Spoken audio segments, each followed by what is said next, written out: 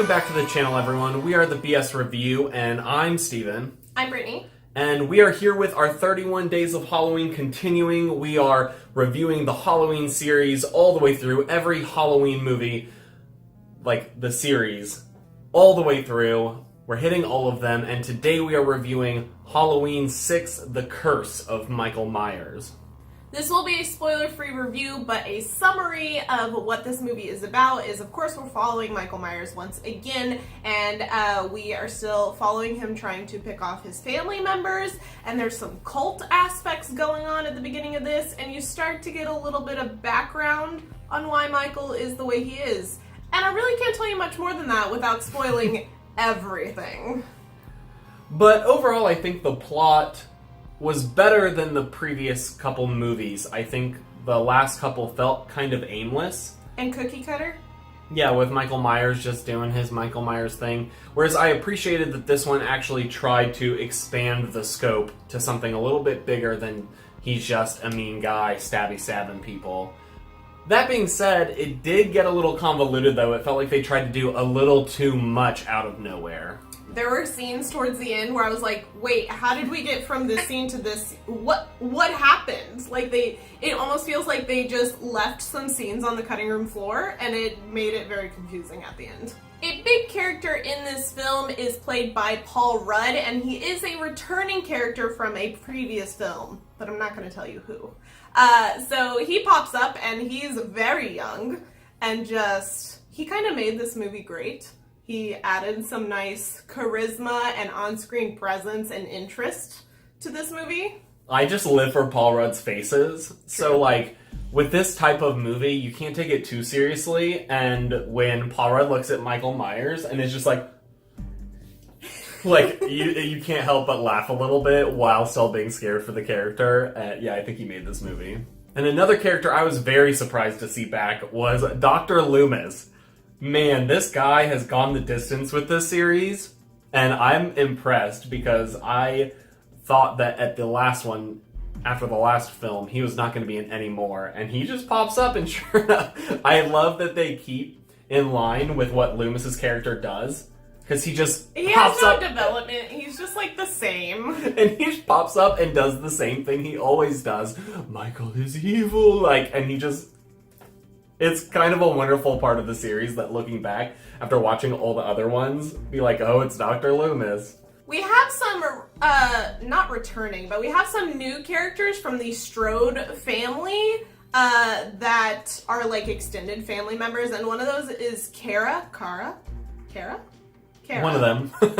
And she's kind of the female protagonist of this film because all of the Halloween movies need those apparently, and she, I think, had the potential to be a very interesting, almost final girl character, or at least the personality of that, and then I felt like they didn't really do much with her towards the end.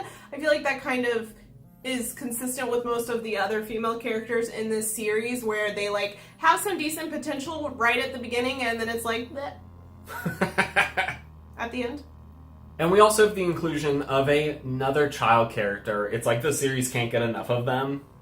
And that is Danny, little boy, who is seeing visions of an evil voice. And I don't really understand his placement in the film. No, not at all. They don't explain why he is the way he is. They don't explain why he's special or why he has some vague connection to Michael Myers and his history. Like, there's no real explanation whatsoever. Yeah, and it never really develops into anything either. Nope. Like... He's kind of it's like someone had an idea and then just, like, forgot what to do with it halfway through, or forgot to add backstory I feel like that's my biggest issue with this movie, whereas the other movies I had issues with, but it wasn't that I was confused about characters' purpose, it was that all of their purposes were very cliche and boring. And this one, he was just like, why are you here? Yeah, it was kind of confusing.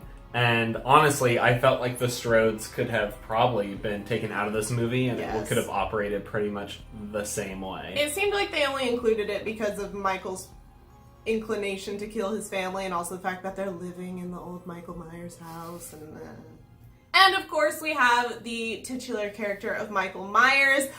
He's more of the same in this film for the most part. I think it's strange, this one, that he simultaneously has a little bit more of pizzazz with his killing, but also doesn't. It's a different kind of pizzazz, and I much preferred number one, as always. Yeah, it doesn't have the, like, creep factor. I felt like there was definitely some great moments with him, though, where he's just, like, walking towards people. There was a little bit more sense of, like, creepiness or urgency than previous films. But then on the flip side of that, when he's actually killing people, sometimes it also had...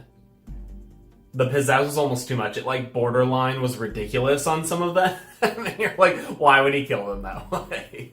Now, a plus for this movie, especially over the previous 5 Halloween movies, is the pacing. Now, I do think that this film stays interesting through the whole thing, which, if you see our previous reviews on the other movies, they always bottom out in the middle. And I didn't feel like this one did. I felt like it got a little confusing in the middle, but it was never boring, and the action stayed pretty even throughout, and it was a much more enjoyable watch because of that.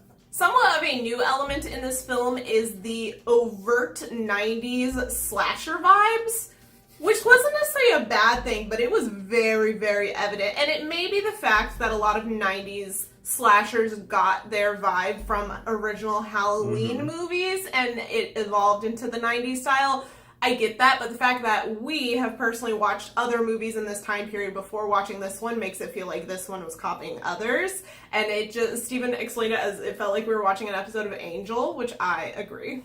Yeah, in terms of the filming quality, like the way they shot the shots, they even had this thing that I totally hate, and it's very 90s, where when you switch scenes, instead of just like fading or doing something like that, it has like crazy bright flashes of death, and then it's like da-da-da-da, and now you're in the next scene, and it drives Very me Angel.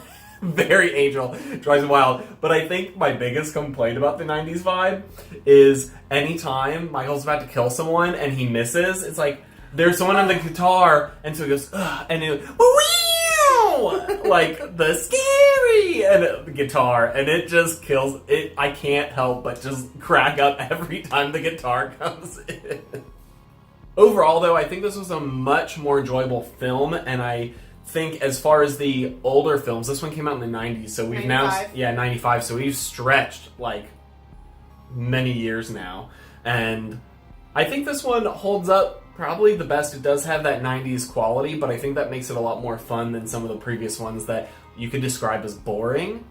They definitely did some different things with this, whereas they tried to do that with number 2, with it completely deviating from Michael Myers' train, and it didn't go well, whereas I felt like more of the new elements they tried to introduce in this film to diversify the viewing experience did land fairly decently.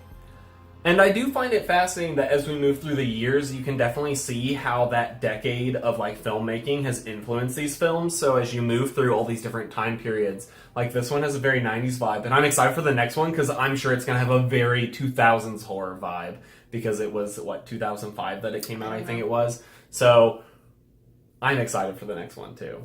If you like this video and are enjoying our Halloween series, please give us a thumbs up so we know. And if you are interested in more of the Halloween series, which we will be doing more than just this Halloween series during our Halloween series. It gets confusing. Why did they name this Halloween?